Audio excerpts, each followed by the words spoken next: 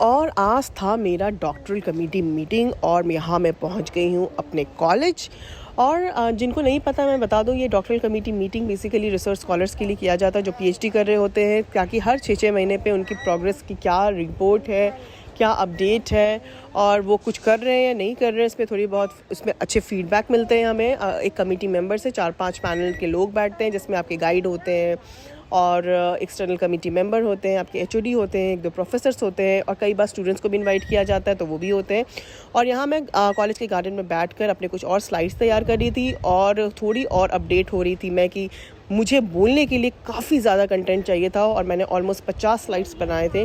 तो मुझे पता है 50 स्लाइड्स बनाने में और उसको प्रेजेंट करने में 1-1.5 घंटा कंटिन्यूस ऑन स्ट्रेच बोलना पड़ता है। तो यहाँ मैं आ गई एक ड्रिंक लेने के लिए और कॉलेज के कैंटीन में, यहाँ कैंटीन में कुछ जो थे आउटलेट्स वो बंद थे, कुछ खुले थे।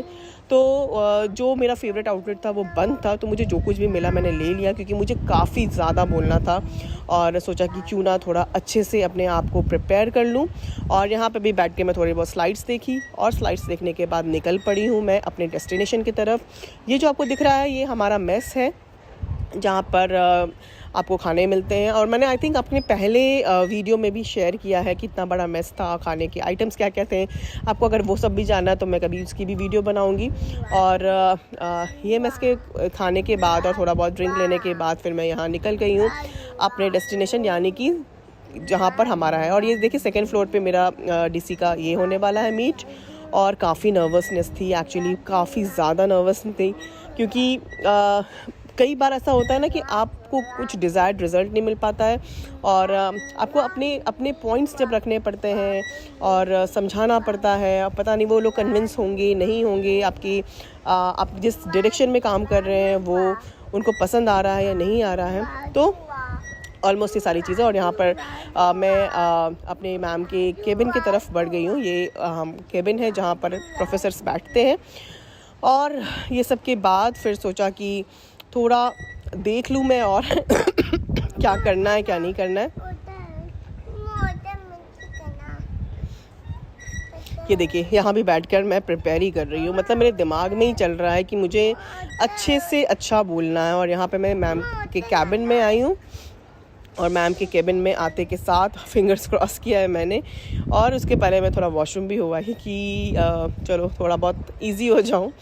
और ये सब के बाद मेरा मीटिंग हो गया ओवर। मीटिंग जाने से पहले मैं जितनी एक्साइटेड थी उतना ही मुरझा कर आई हूँ मैं, क्योंकि इतना बोलना पड़ा और मेरी कुछ चीज़ें उन्हें पसंद आई, कुछ चीज़ें उन्होंने बिल्कुल डिस्कार्ड कर दिया। तो कह सकते हैं कि ओवरऑल ये ठीक ठाक सा अनुभव रहा, बहुत अच्छा भी नहीं कह सकते, जबकि मैंने इसके लिए ऑन स्ट्रेच 1 महीने की तैयारी की थी। और 1 महीने की तैयारी के बाद मुझे लगा था कि स्लाइड्स में इंटरव्यूज़ लेना, इंटरव्यूज़ करना, बट फिर भी कुछ ना कुछ कमी रह ही गई। और अच्छी बात है कि लोग कमी निकाल रहे हैं मेरे रिसर्च में, ताकि मैं कुछ और अच्छा कर पाऊँ और बढ़िया कर पाऊँ और बेहतर कर पाऊँ। और यहाँ पर जाते जाते सोचा कि क्यों ना क्रिसमस की विंटर वेकेशन होने वाली है तो उसके पहले थोड़ा यहाँ का जाते जाते कुछ व्यू लेते जाऊँ। और ये देखिए उसके बाद मैं जब बाहर निकली हूँ, ये मेट्रो बन रहा है यहाँ पर और अब मुझे कॉलेज आने में ज़्यादा दिक्कत नहीं होगी। वैसे मुझे कभी कभी उबर लेना पड़ता है जो बहुत एक्सपेंसिव पड़ता है। जब मेट्रो स्टार्ट हो जाएगा तो मैं अब आराम से, आई थिंक कुछ महीनों में मेट्रो स्टार्ट हो जाएगा। और मुझे उबर नहीं मिला तो मुझे ऑटो करना पड़ा और ये ऑटो से मैं सीधे अपने घर की तरफ जाते हुए, और घर की तरफ जा तो रही थी पर दिमाग में यही चल रहा था कि यार कुछ तो रह गया, मतलब इतनी मेहनत के बाद भी चीज़ें नहीं हो पाई अकॉर्डिंगली। और कुछ मन बिल्कुल कह सकते हैं कि बहुत हैप्पी नहीं था उस दिन। खैर ये सब के बाद बहुत मेहनत की थी और शायद आपके मेरे कुछ वीडियोस भी आपको नहीं आ रहे होंगे, लास्ट 1 मंथ में मैंने कुछ पोस्ट नहीं किया। ये जो दिख रहा है ना आपको बगल का व्यू, ये डैम है जहाँ पर हम लोग आया करते थे अभी ठंडे में वॉक करने। अभी फ़िलहाल मैं नहीं आ पा रही हूँ ठंड की वजह से। और आने के बाद बच्चे को लेकर आई हूँ मैं। यहाँ पर शिशु विहार होता है छोटे छोटे बच्चों का, बच्चों के लिए भी बहुत ज़रूरी है कि वो एक दूसरे के साथ इंटरेक्ट करें। तो यहाँ पर बड़ी वाली बेटी को और छोटी वाली बेटी को, दोनों को मैं यहाँ पर शिशु विहार में ले आई हूँ। वहाँ पर वो कुछ इंटरैक्टिव एक्टिविटीज़ कर रही हैं और इंटरैक्टिव एक्टिविटीज़ में उन्हें कुछ कुछ सिखाया जाता है। उन्हें चैंटिंग सिखाई जाती है, मंत्र सिखाया जाता है, ड्राइंग सिखाई जाती है। ये सब कुछ सिखाने के बाद एक दूसरे के साथ इंटरेक्ट किया जाता है, उन्हें कोऑर्डिनेशन बताया जाता है। तो ये सारी चीज़ें भी ज़रूरी हैं। बच्चों को स्पिरिचुअल ज्ञान भी मिलना बहुत ज़रूरी है। हम घर में तो उन्हें ABCD सिखा देते हैं, पर स्पिरिचुअलिटी से जोड़ने के लिए ये सारी एक्टिविटीज़ बहुत सही है। तो गणपति मंत्रा एंड ऑल ये सारी चीज़ें उन्हें बताई जाती है। तो ये देखिए बच्चे इन्जॉय कर रहे हैं, एक दूसरे के साथ ये इंटरेक्ट कर रहे हैं। और इसके बाद मैं सीधे आ गई हूँ DMart, क्योंकि सिंस मैंने बताया ना कि मुझे कुछ अच्छा नहीं लग रहा था और मुझे घर में रहने का बिल्कुल मन नहीं कर रहा था, तो मुझे कुछ मग्स लेने थे। मैं मग्स देख रही थी चाय के लिए, कॉफ़ी के लिए, सूप के लिए, और यहाँ पे काफ़ी सुंदर सुंदर मग्स थे। पर पता नहीं इतने अच्छे मग्स के बावजूद भी मैंने कुछ भी नहीं लिया। पसंद तो कुछ आ रहा था, लेकिन मूड ऑफ था या क्या था, मैंने एक्चुअली कुछ भी नहीं लिया। और ये मेरा फेवरेट काउंटर है। मैगी, नूडल्स, टॉप रामेन, जितने भी यहाँ पे नूडल्स के आइटम मिलते हैं ना, वो सारे इस जगह पर थे। और मैंने एक्चुअली यहाँ से बहुत सारी चीज़ें ख़रीदी। मैगी का एक बहुत बड़ा पैकेट लिया, क्योंकि मुझे कुछ अच्छा खाने का मन कर रहा था।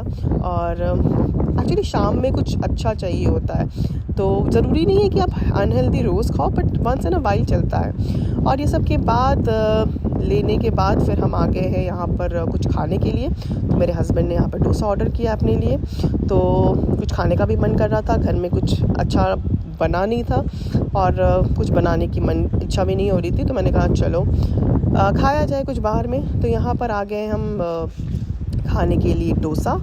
और डोसा खाने के बाद मैंने एक और चीज़ ऑर्डर की थी, जो कि मैं जनरली नहीं खाती हूँ, पर पता नहीं उस दिन क्या मन किया, इतनी तली हुई भटूरे और छोला। छोला भटूरा बहुत टाइम के बाद, सदियों के बाद मैं खा रही थी। बाहर का मैं छोला भटूरा नहीं खाती हूँ, पर ये ग्वालियर रेस्टोरेंट है जहाँ के छोले भटूरे जनरली अच्छे लगते हैं। तो छोला भटूरा भी मैंने खाया और अच्छा था। मैं इसे बहुत अच्छा नहीं कहूँगी, भटूरे बहुत अच्छे थे। भटूरे लेकिन ऑब्वियसली ऑयली तो थे ही, लेकिन टेस्ट बहुत अच्छा था। पर जो छोला उन्होंने बनाया था ना, वो काफ़ी ज़्यादा स्पाइसी था और उतना मज़ा नहीं आया छोला खाने में, क्योंकि मैं बहुत कम मसाले वाला खाना खाती हूँ। और तो इसीलिए ये था मेरा पूरा आज का दिन। आज का दिन कैसे बीत गया सीरियसली मुझे पता नहीं चला, क्योंकि सुबह से लेकर शाम तक रश रश रश लगातार हम लोग दौड़ रहे हैं, भाग रहे हैं, और फाइनली दिन ख़त्म हो गया। Bye bye.